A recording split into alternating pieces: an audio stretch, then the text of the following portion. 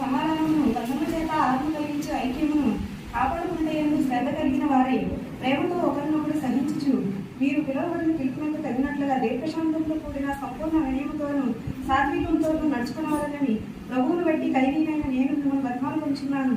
శరీరం ఒకటే, ఆత్మీయు ఒక్కడే.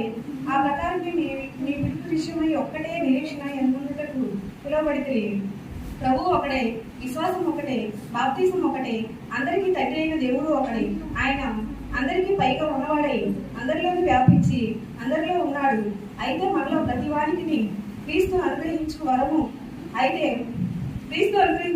యొక్క పరిమాణం చొప్పున గొప్ప ఇయ్యబడను. అందుచేత ఆయన ఆరోగ్యమైనప్పుడు చెరగా పట్టుకుని పోయి మనుషులకు ఈవులను అనుగ్రహించదని చెప్పబడి ఉన్నది. ఆరోగ్యమైనగా ఆయన భూమి యొక్క 3 భాగములకు దిగినట్లు అర్థమిస్తున్నది కదా. దిగినవాడు తానే సమస్త